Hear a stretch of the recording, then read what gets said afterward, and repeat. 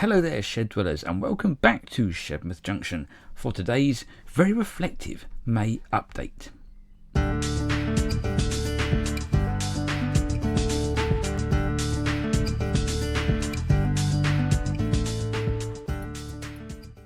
Yes, folks, it's the time of the month again where you guys try to survive the onslaught of my monotone voice while I ramble into this microphone, and you guys hopefully sit there with a cup of tea and a biscuit. What is on today's agenda? Well, that's going to be quite an interesting one. May has been a very, very funny month in the sense of modelling has not happened, and there's a good reason for this. Half of the summer has now arrived. The sun has shone and things have happened, i.e. grass has grown, and so there's been lots of this going on and a fair chunk of this and quite a lot of this. I had to find time to do this. So there wasn't a huge amount of time for this. So with not a lot of modelling going on, I thought I'd have a bit of a chat today and then show you a couple of models that I have bought in the last month later on in the video. But I made a video a couple of months back regarding the negativity of this hobby. Now, I didn't publish the video. I didn't feel that it was the right time or the right moment. And it's a constant thing that draws on in any hobby. There's always an element of negativity in any hobby. Okay, and so I didn't want to keep banging the same old drum. Other people are doing it, and I thought, no, I won't put my two pence in. It's not. I don't want to be controversial. You know, I'm not a controversial kind of chap. But something appeared at the end of last month that made me rethink it and thinking, you know what, I maybe the more people that sound off about this, the nicer place we can perhaps enjoy. I think we're going to start off initially with the internet. The internet is a wonderful thing. There's no doubt about it. The invent of the internet and its progression, the speed it's progressed has been fantastic. It's great for lots of different things. It's great for researching things. It's great for, finding out about stuff and buying stuff, locating things around the world. It's amazing. But it has a very opposite side. To all the good, there is all the bad. Okay, and we can all be guilty of perhaps expressing our views. And with the internet, it's very easy now to express our views to other people and to the world. We have things like Trustpilot, we have Google reviews, we have reviews on, you name it. You can review anything you want. You can praise someone, or you can destroy them in a comment. You know, I dare say that the percentage of positive to negative comments is always at an odd ratio. People are very quick to comment when it's a bad situation, or they're upset about something, or something isn't exactly perfect as they wanted it. Straight on there, boom, a rant and a rave. When you get something good, not many people sit there and go, well, actually, that's really nice. They just bypass it because it's expected. No one ever mentions the good. The bad gets the headlines. And that's just general life. And the internet has made it very, very easy to be very critical and very grumpy and very opinionated. And this hobby is no different to any other. It's exactly the same. Now, there are some people out there who will go out of their way to be negative to a company or a product. Not naming any names, not naming any brands. There are people out there who seem to thrive on being a complete, I don't want to say a word, but just generally being negative for no other reason than to get clicks on their videos. Okay, or on their comments and cause a stir. They love the controversy. People seem to get a kick out of causing a real issue. But what they don't think about is the effect that comment has on the little guy, the people who work for that particular company. Now, throughout my life, I haven't had many jobs. I have been very loyal to the companies that I work for, and the companies that I work for are very small, very independent companies. Okay, now, I consider myself, when I join a team, that I am part of that team. Okay, and I've been my current job 11 years, my previous job 10, 11 years, and you work so hard for a small company, you put your life and your soul into it, and any negative comment coming back to that company, you take it on a personal level, whether it's meant that way or not. You don't want to see the company that you work for being smashed on the internet as being bad. I'll give you an example. COVID was huge for the cycle industry. Where I work now in the bicycle shop, it's a massive, massive thing, COVID. We sold out of bikes. Well, the only thing you could do through COVID, cycle was the only thing you can do. So the whole world, all of a sudden the UK wanted a bicycle. Nothing was going to stand in their way of getting their bikes so they could get out. We had queues out the front of our shop down the road, and we were trying to get people in one at a time for our own safety. Okay, we only had 3 of us working there, myself, the boss, and the boss's partner. Okay, now only 3 of us worked there, trying to keep ourselves distant. I was out the back working on people's bikes, so putting myself at risk by touching people's bicycles that are coming off the street, all sweaty and horrible from their cycling. They had a puncture or something, because no one out prepared, they couldn't be bothered, so they just put the risk on my doorstep to be fixing their bikes. They come in and want to buy a bike. If they didn't have what they wanted, weren't happy about it. The fact of the matter is, couldn't get anything. We couldn't get bikes at the time. Couldn't order anything in because nobody had anything. Couldn't get stuff imported because the world shut down from a worldwide pandemic. You couldn't do anything. But for the consumer, it wasn't good enough. We had one lady in particular leave us a really negative Google review because she was stood outside for 20 minutes and she wanted to buy a bike for her son's birthday. She didn't want to wait. The fact that she hadn't been told there would be a wait when she got there. It's all over our internet and our social media that we're running a locked door policy. It's 1 in, 1 out. She ignored that completely. Kicked off massive rant because her little boy couldn't have a bicycle. The fact of the matter is, we hadn't got anything. We couldn't, even if she did get in the front door in the record amount of time, we had nothing to sell her. She took no consideration for the people who worked in that shop. Now, for me, I'd spent months working in the bike shop throughout COVID. I didn't even get to see my daughter or hug my daughter properly. I slept on the couch for nearly 2 years for fear of going upstairs and spreading COVID. I come home from work, I strip off in the hall, put my clothes straight into a washing machine, and then run upstairs for a shower before I even got to see my daughter. And all she was worried about was getting the bike for her son for his birthday and how disappointed he'd be. So left a negative comment on the internet. That played on my mind. This woman was so upset and outraged. Not once did she think of anyone working in that shop and the effect that her negativity, her comments that spread across the world now, and that comment's still there today, of how horrible we were because we kept her standing outside. And that's the world we live in now. We all want something yesterday. We want it perfect. We want it as cheap as possible. We want it now. No consideration for anybody else. And it's no different in any hobby we deal with now. Sometimes when we buy a product, things aren't quite right. Okay? You can buy a Loco, for example, or a coach, or anything. A bit's missing, or it's got an inherent design fault somewhere. Sounding off about it on the internet with such negativity is not going to solve the problem. Talking to manufacturer, that's a different thing. It might make you feel better sounding on the internet. You spent 300 quid on this Loco, it doesn't work properly. Talk to manufacturer or send it back.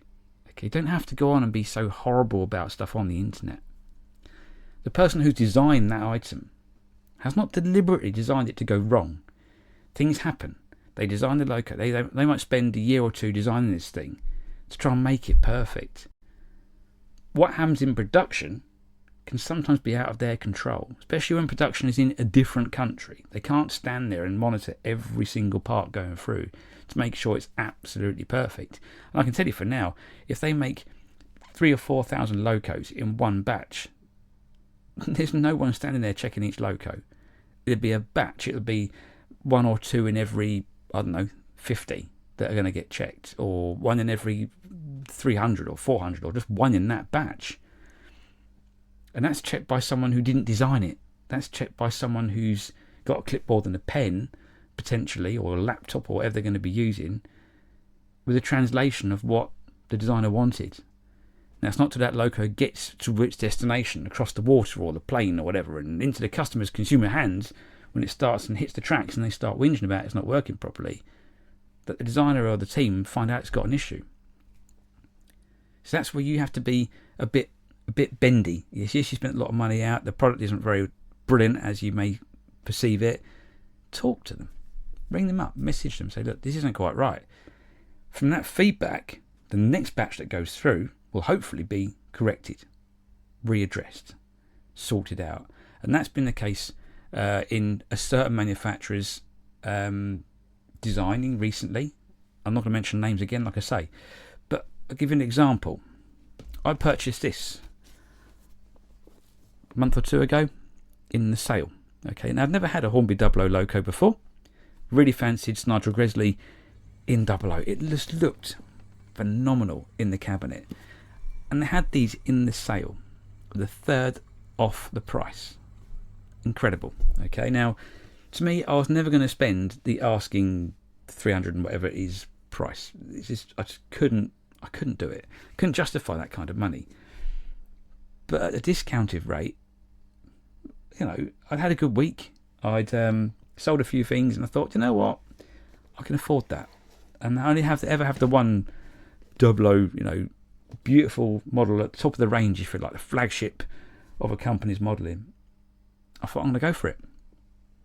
Bear in mind the discount, a huge amount off it. I brought it home and it runs beautifully. It totally beautifully. It's smooth, it's detailed, it just looks stunning. But it had an issue. The flickering firebox feature only worked when the loco was going backwards. Didn't work going forwards. Was I fussed about an LED flickering on and off? No, it's not the end of the world. The thing still works. It's an LED. There are more important things to worry about in this world than my LED not working. Gave it a couple of days and thought, I will just test the water. So I got hold of Hornby on an email and said, look, I'm really sorry to bother you with this. I'm not expecting any warranty on this because of the huge discount that it came with. I purchased this. The firebox flicker only works in reverse. It's not the end of the world. I'm not that fussed about the whole thing. I'm really not. I can live with it. For that amount of discount, I'm not worried about an LED going, you know. But is it an easy fix? Have I done something wrong? Is it because I'm running it on DC and not DCC? If it was DCC, could I make it work? Have you experienced it before? Can it be fixed? If it can be fixed, I'm happy to pay. But at the same time, if it can't be fixed, I'm not that fussed because the loco looks stunning anyway, you know. Very, very kindly said, send it in, we will sort it. And I thought, okay. Again, I said, I wasn't expecting it to be done for free. The loco went away. Turns out, when I went and picked it up, the paperwork inside the loco, they've replaced the entire chassis on that locomotive. Not just an LED, not just a little bit of wiring, they've replaced the whole chassis on the loco. And that's with a huge discount. They still did a warranty. And that was just through not kicking and screaming, not shouting at how crap it is, or how, oh, it's terrible, but talking. Just from talking to someone and addressing the issue, not with like a massive guns out approach. Just be kind. You know, if you're kind to people and you're positive about life, people will respond in a different way, you know? In my head, anyway. Now, going back to this whole deliberate negative stuff, there is a particular YouTube channel which has appeared on a radar of late. And this person, to me, is the typical kind of person who would be negative about every little thing. As soon as Hornby make an announcement that they're going to have producing an announcement video, or Tuesday afternoon big Hornby announcement, this guy must prep in advance the negative comments about this particular subject, because within hours of the press release of the video that Hornby do, he's there to mock it deliberately, to make fun of it, to try and find a negative angle, to try and slag it off something chronic and just chuck it in the bin. And it's not just Hornby he's done it with, it's other brands as well. For what reason? I don't get it. Why would you? And it must be pre-thought up, because it's so quick after the release. He's just edited it straight away. I'm going to be negative. You know, his reviews on Locos, he's reviewing Locos that are 20, 30 years old and saying they're crap.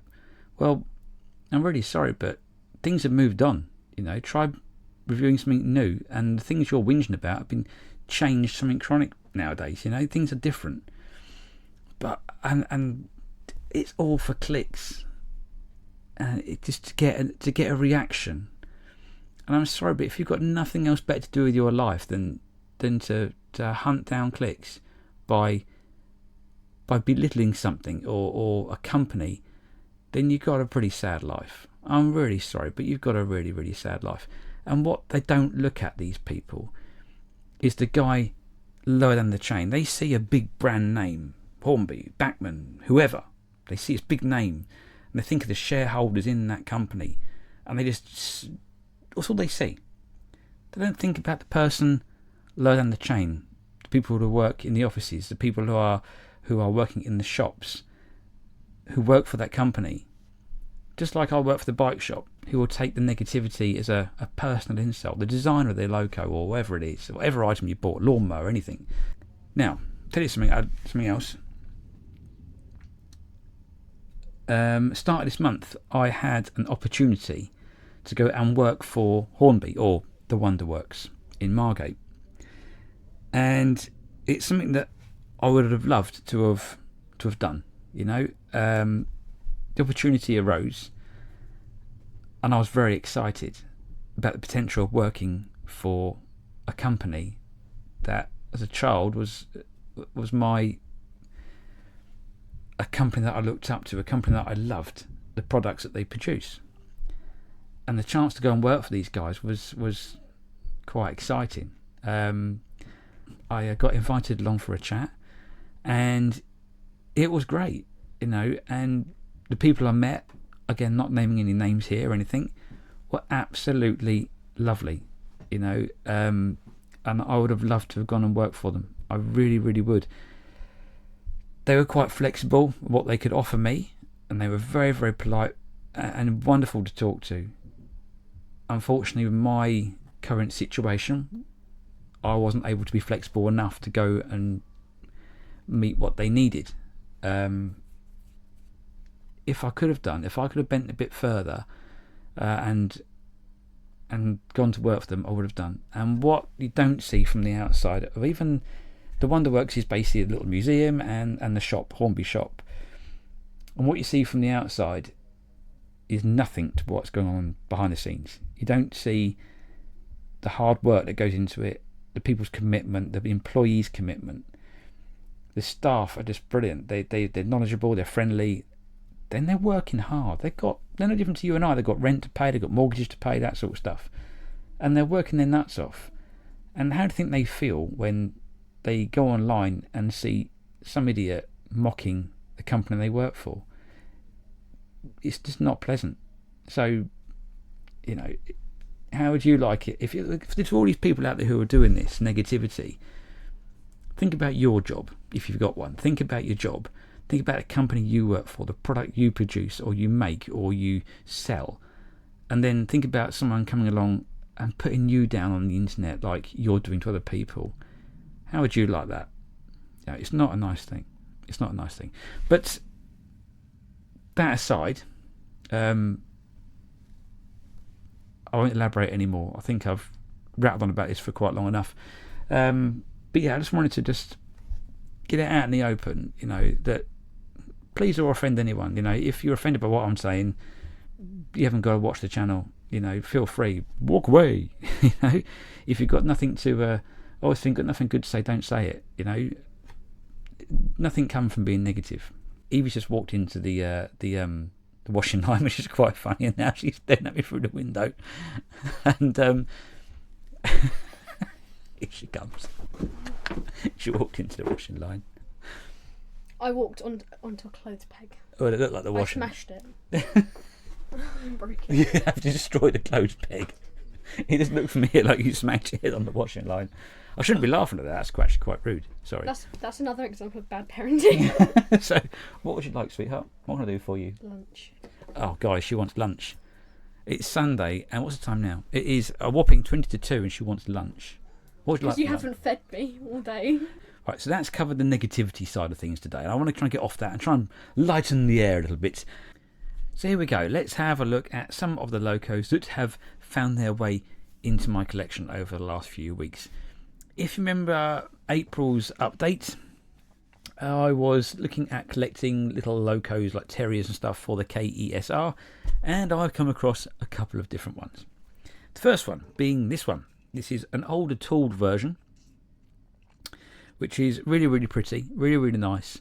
As you can see, it displays the KESR logo. It is number 10, and it is named Sutton. And Sutton's got quite an interesting history. Basically started out as Whitechapel, built in 1876 as part of the London, Brighton and South Coast Railways A1 fleet.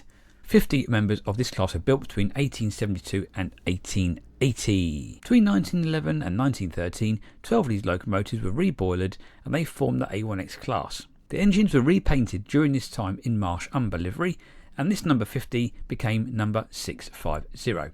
650 was absorbed into the Southern Railway during the 1923 grouping, which led to a repaint into SR lined green and renumbering to B650. B650 had yet another change of identity to W9 Fishbourne and ran on the Isle of Wight, mainly on the eastern side, such as the Bembridge line. In 1937, W9 had yet another change when it was renumbered 515S and was based at Lancing Carriage Works. In 1953, it was painted again and renumbered 32650, painted in BR lined black. Withdrawn in November 1963, the locomotive was purchased by the London Borough of Sutton and Merton.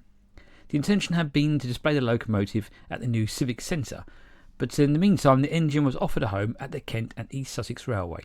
It was painted into lime green and renumbered number 10 and gaining the name Sutton. She hauled the opening service on the KESR in 1974 and ran services until the early 1990s, when it was put into store following cylinder block damage. In 2004, the loco was moved to the Spa Valley Railway for restoration. Now these little terriers have been made in their droves over the years from Hornby. I'd dread to think how many thousands there are actually made. It's a lovely little model. Definitely hasn't got the finesse of the newer tooled versions, but it still runs absolutely lovely. It's a really nice little loco.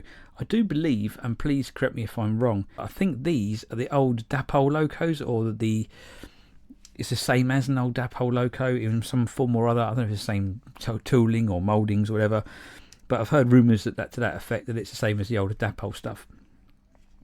In comparison to the new Hornby tooling, I would say they're fairly similar. The newer one is physically a smaller loco in model form, and the new one has obviously got much more cab detail. The actual detail around the loco, the rivets and that sort of stuff on the external part of the loco is just the next level, which is to be expected after a long period of time being as it was, and the newer modern technology to bring it on to a new model. But it's a great little addition to the collection, and I'm really, really pleased with it. I think it cost me like 30 quid on eBay. It's an absolute bargain, and it runs absolutely beautifully. So next up on the list, you may remember back in April I picked up this, which was the new tooled terrier called Bodium, and what a lovely little thing it is as well. I absolutely love it. Well, blow me down, I picked up another one. Second hand, again on the good old internet auction site. It's absolutely identical, just with a different name and different number. This one is Rolvenden, and I'm sure many of you have seen these as a pairing on the Hornby range somewhere on the line. Beautiful little loco. So, having entered service as number 71 Wapping in June 1901, the locomotive was regulated to the L and B SCR duplicate list as 671. During this time, it was hired to a contractor, W. Rigby, for construction work on the Sheppey Light Railway. At the beginning of 1905, 671 was sold to the Kent and East Sussex Railway, and the locomotive was renamed as number 5 Rolvenden. Having been worked hard, Rolvenden was withdrawn in 1932, its parts being stripped to maintain number 3 Bodiam. So that's your history lesson for today. Quite enjoyed that myself. But yeah, what a lovely pair of terriers to have in a collection. Yeah, all in all, it's been a fairly good month for locomotive purchases. Right then, folks, so with Evie now fed and all of our video stuff done, I think it's time to say goodbye. Thank you very much for joining me this month. I'm sorry it's a bit of a mad rant and a bit of a grumpy session to start with, but we look forward to, what's after May? June. The June episode will be far more light and happy, I'm sure of it. In the meantime, look after yourselves and we'll see you next month. Goodbye. Bye. Goodbye.